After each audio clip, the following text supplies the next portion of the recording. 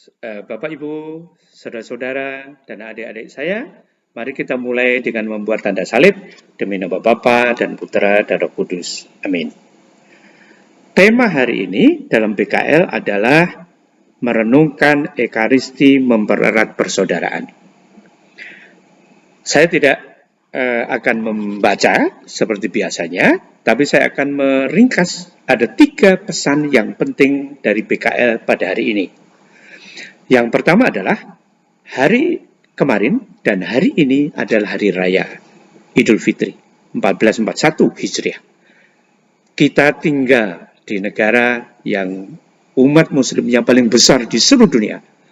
Karena itu pada hari kemarin dan pada hari ini pasti ada banyak uskup atau pastor, dewan paroki yang ketemu dengan pejabat-pejabat publik, tokoh-tokoh muslim, karena itu penting untuk membangun persaudaraan.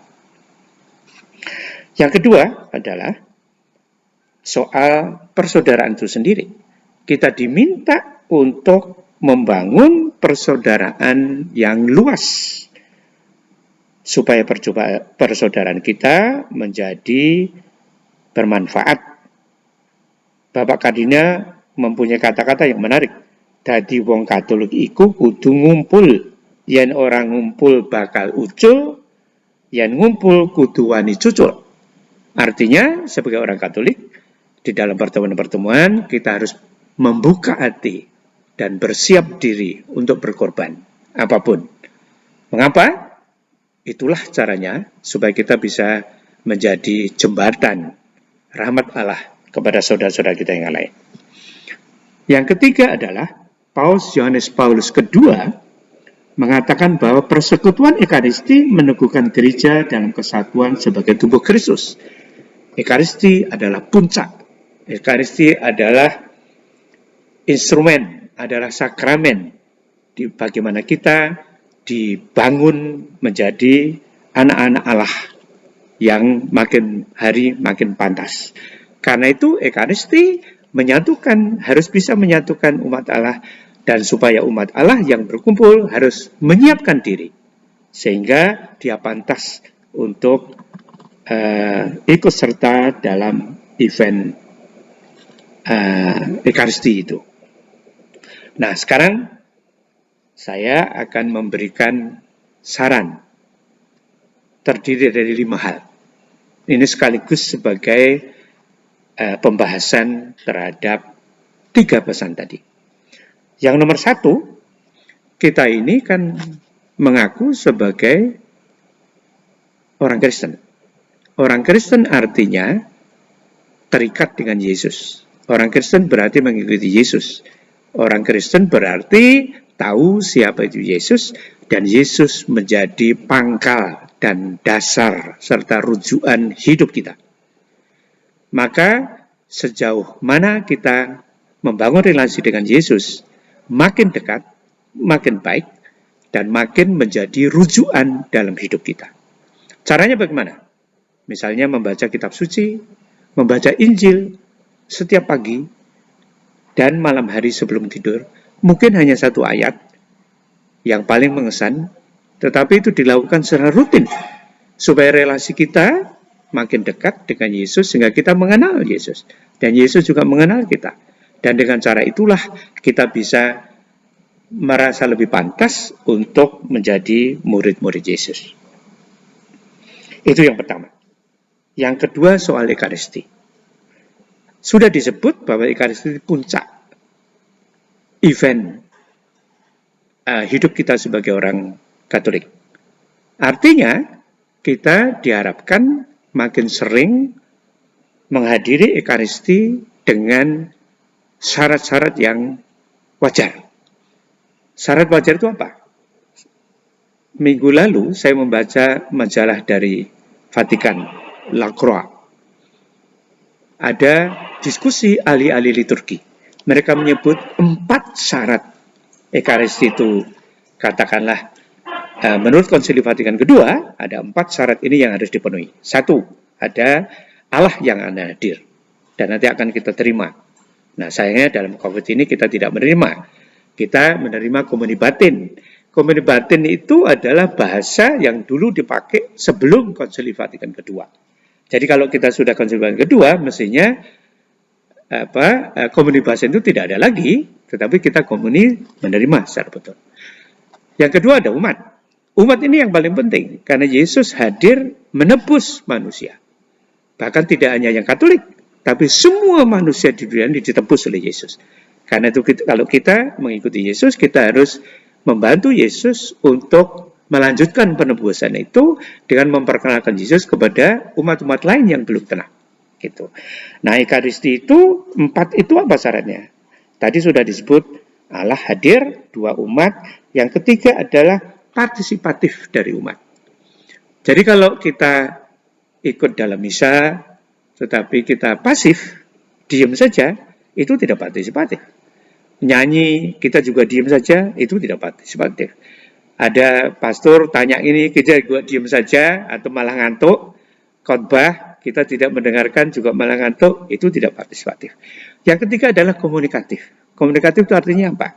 Artinya dalam proses itu, selain umat, ada prodiakon, ada putra altar, dan sebagainya, ada petugas-petugas yang ikut berperan.